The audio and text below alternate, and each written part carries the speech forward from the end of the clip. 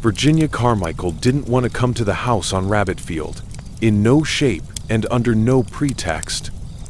She didn't want to see its pale, cracked walls, feel the weight of the silence that permeated every corner, or inhale the smell of old wood and earth that seemed more a reminder of death than of life. But she came.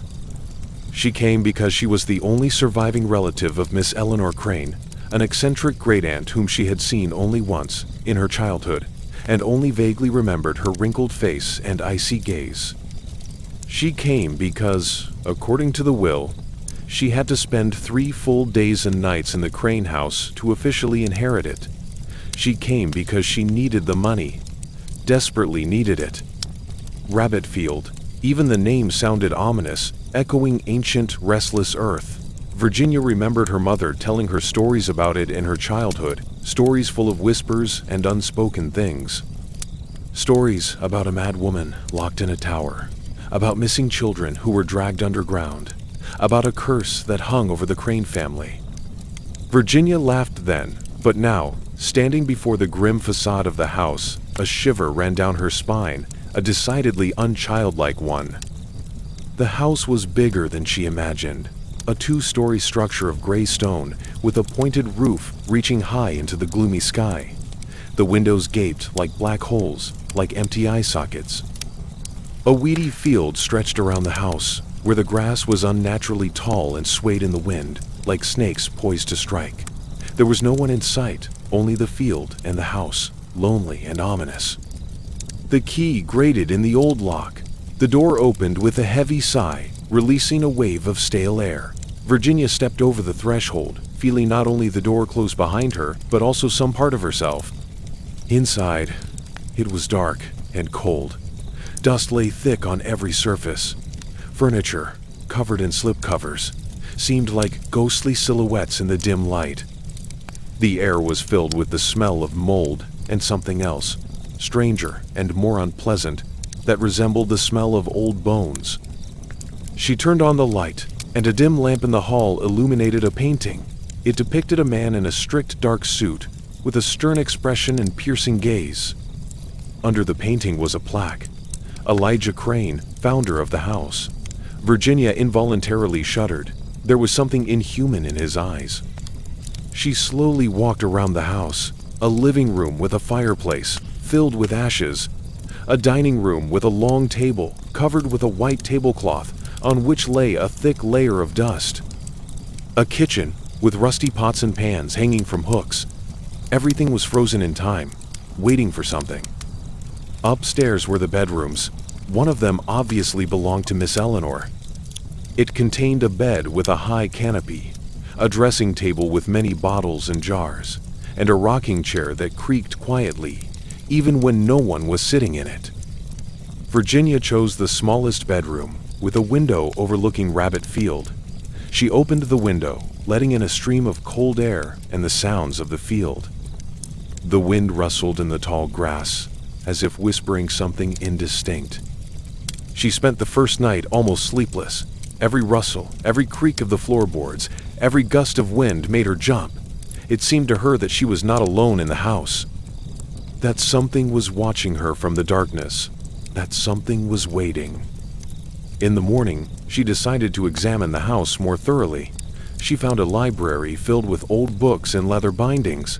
Many of them were written in Latin and other dead languages. On one of the shelves, she discovered a diary tied with a ribbon. On the cover was written, Eleanor Crane. Virginia opened the diary.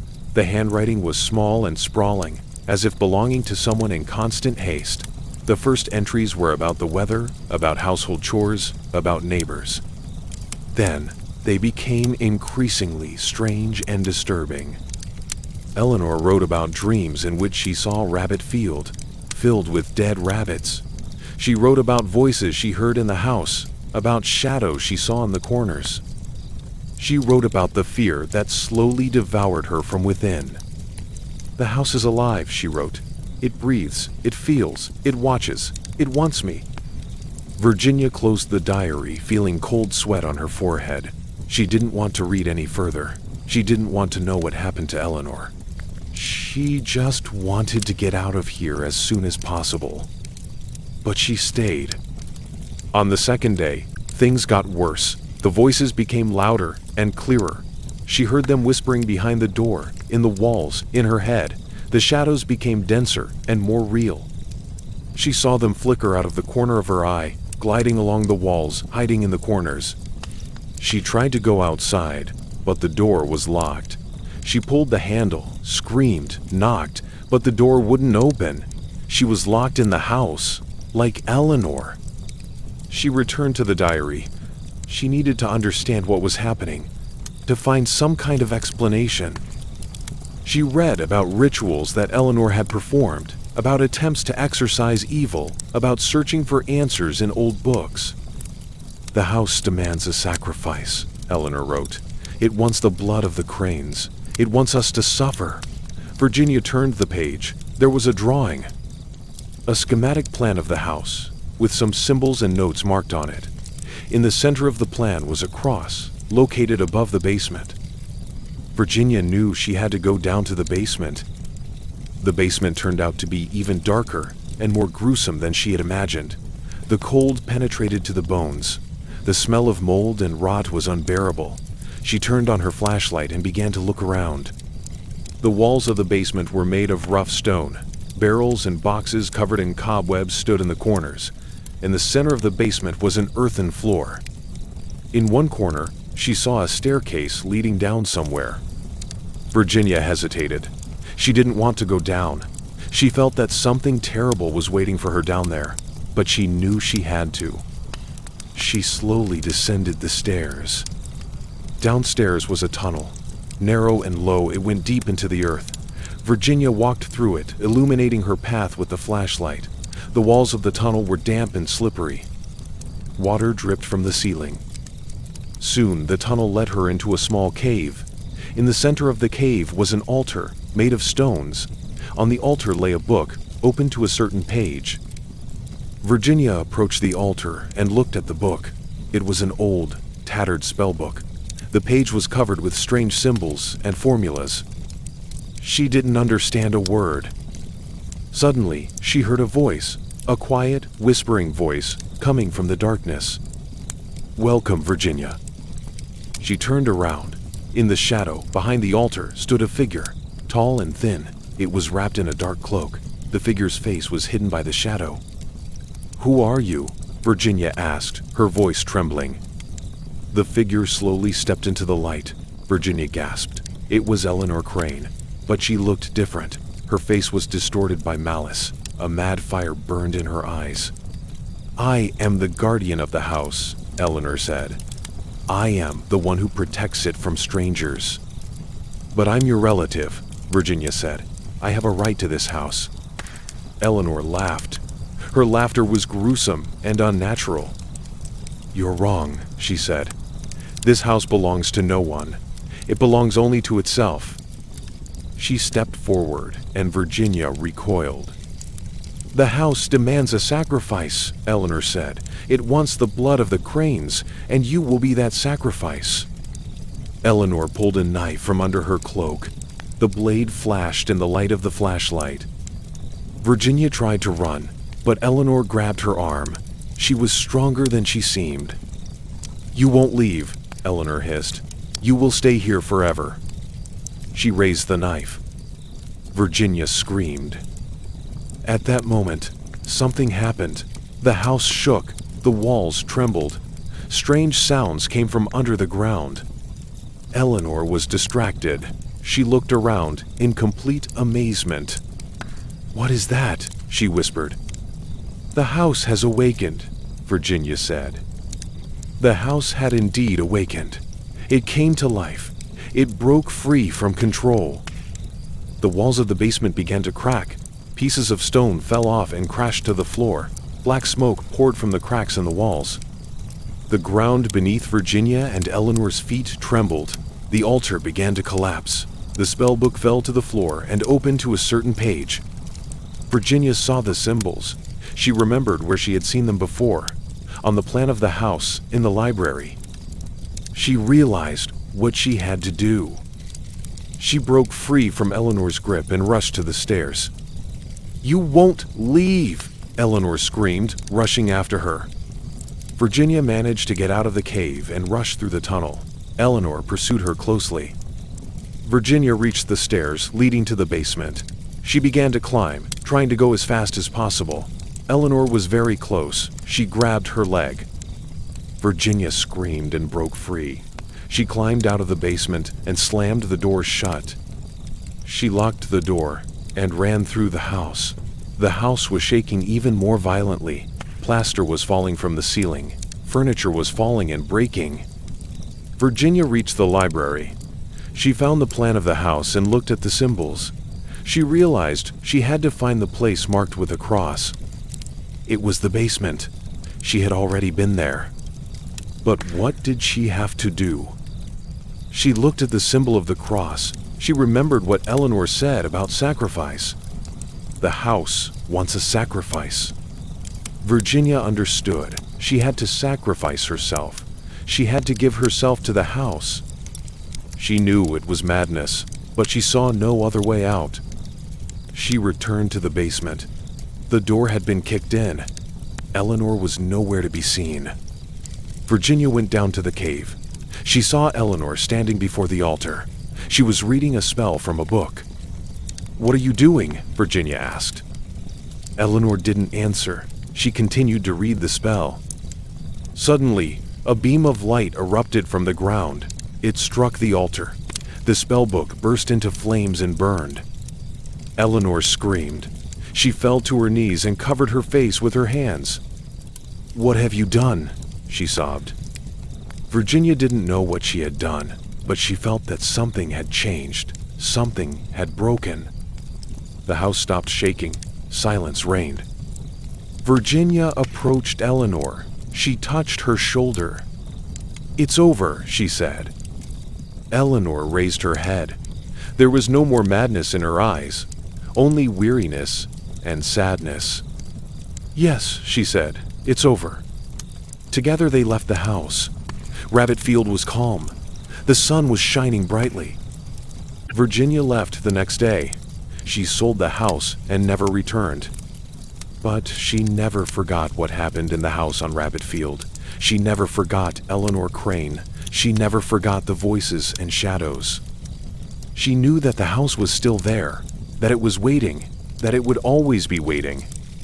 And sometimes, in her dreams, she heard the whisper, a whisper coming from the darkness, a whisper calling her back, the whisper of the house. The third day Virginia spent at the house was the quietest. The house seemed to have run out of steam, like an exhausted beast that had stopped fighting. Eleanor, subdued and desolate, sat quietly in the rocking chair, not raising her eyes. She ate and talked very little, only occasionally muttering something unintelligible about her duty, about the house, about the Cranes. Virginia tried to stay away from her, feeling uncomfortable in her presence, as if the ghost of madness still hovered near her. When her stay was up, Virginia couldn't wait to leave Rabbit Field. She packed her things, left the key on the table, and said goodbye to Eleanor. She only nodded, without raising her eyes. Leaving, Virginia looked back at the house. It stood still, shrouded in silence, but she felt it was watching her, that it had remembered her. After selling the house, Virginia tried to start a new life. She moved to another city, found a job, and made friends. But the past would not let her go. She constantly had nightmares about the house on Rabbit Field. She saw dead rabbits, dark corridors, mad Eleanor, whispering voices in her dreams.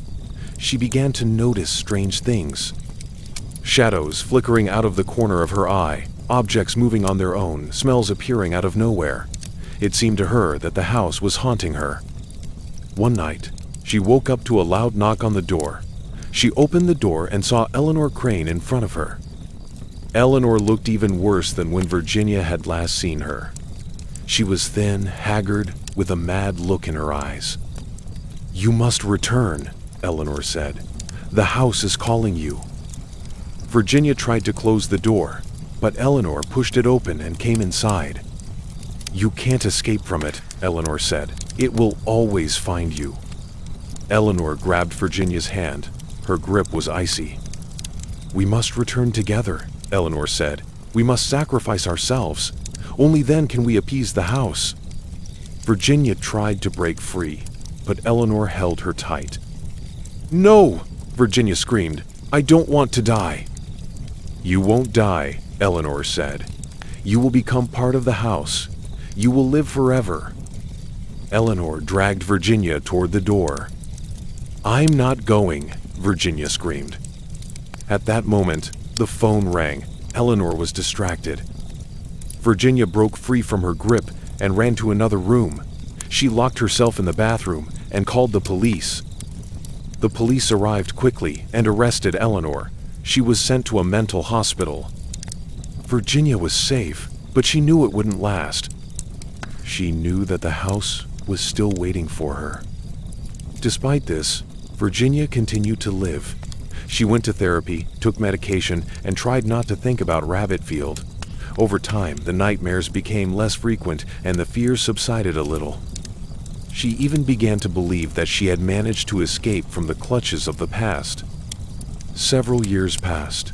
Virginia got married and had children. She seemed quite happy and successful. But one day, as she was driving down a country road, she saw a sign. A small, rusty sign indicating the direction, Rabbit Field, 5 miles. Virginia's heart pounded. She slammed on the brakes and stared at the sign. Her hands were shaking. She knew she shouldn't go there, but some force stronger than herself was pulling her back. She slowly turned the steering wheel and drove towards Rabbit Field. The road became narrower and more overgrown. Soon it turned into a country lane that had not been traveled for a long time. Dense trees rose on both sides of the road, blocking the sun. The air became cold and humid. Virginia felt the fear returning to her. She wanted to turn around and leave, but her feet seemed to be glued to the pedals. She continued to drive, as if someone was leading her. Finally, she saw it. The house on Rabbit Field. It stood, as before, grim and ominous, surrounded by a high field of grass. Virginia stopped the car and got out. She approached the house and looked at it. It looked even worse than she remembered. The walls were covered with cracks, the windows broken, the roof rotted. It seemed abandoned and forgotten. But Virginia knew it wasn't. She knew that the house was alive, that it was waiting for her. She approached the door and opened it. Inside, it was dark and cold. The smell of mold and rot was even stronger than before. Virginia slowly entered the house. She felt the familiar shiver run through her body. The house was empty, but she knew she wasn't alone. She heard a whisper. "Welcome home, Virginia." Virginia turned around. She saw Eleanor Crane. Eleanor stood in the shadows, with a mad gleam in her eyes. "You've returned," Eleanor said. "I knew you would return." Virginia tried to run, but Eleanor grabbed her hand. "Now we will be together," Eleanor said. "We will become part of the house." Eleanor dragged Virginia to the basement. They went down to the cave. The altar was still there, made of stones. Eleanor pushed Virginia onto the altar. "The time has come," Eleanor said. "The time has come to sacrifice ourselves." Eleanor took out a knife. Virginia screamed, but no one heard her scream. The house on Rabbit Field had again received its sacrifice, and silence again reigned over the field, a silence full of whispers and anticipation. Because the house is always waiting, it never stops waiting. And those who once fall into its clutches can never escape. They will forever remain part of the house, part of its history, part of its curse.